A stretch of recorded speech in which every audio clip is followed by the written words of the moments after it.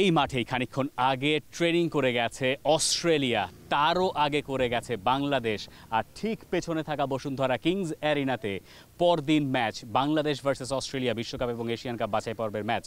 এটা নিয়ে আপনি কতখানি জানেন সেটা তো আমরা বলতে পারবো না, কিন্তু এই যে যারা এসছেন তারা বহু কিছুই জানেন। তারা এসেছিলেন বাংলাদেশের ট্রেনিং দেখার জন্য, অস্ট্রেলিয়ার ট্রেনিং দেখার জন্য নয়।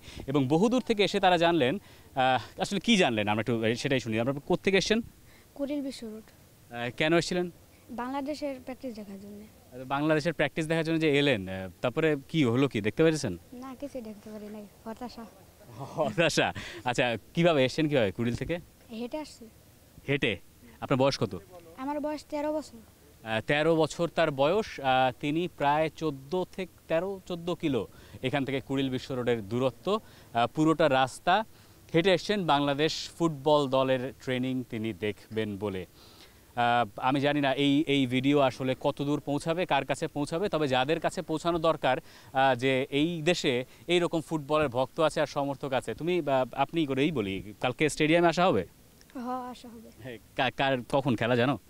খেলা এটা টাইম জানি না, কিন্তু বিকালের আগ দিয়ে আর কি আসবো। বিকালের আগ দিয়ে? আচ্ছা, বিকালের আগে কেন আসতে হবে? খেলা হচ্ছে 4:45 ও আচ্ছা। না, কালকে হলো যে বাংলাদেশের গোলকিপার মিতুল ভাই, উনি আমাকে বলছিল যে কালকে আসো, আমাদের খেলা দেখে যাও। তো তাই আর কি। বাংলাদেশের ফুটবলারদের সঙ্গে তোমার যোগাযোগ আছে?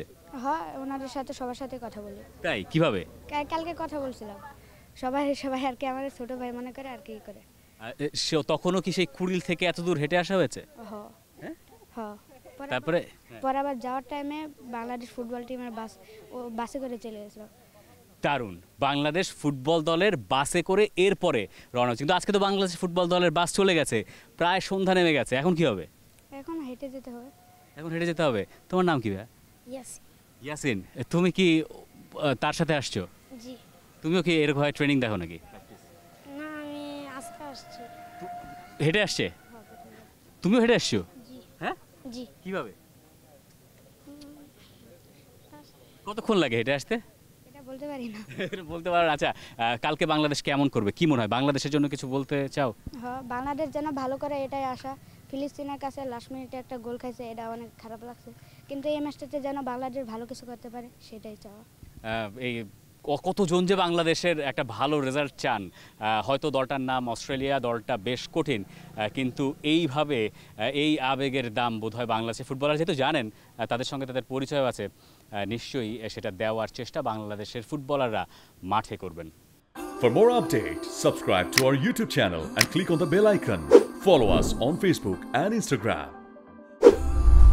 Download T-Sports app to enjoy exciting games and highlights. Visit tsports.com.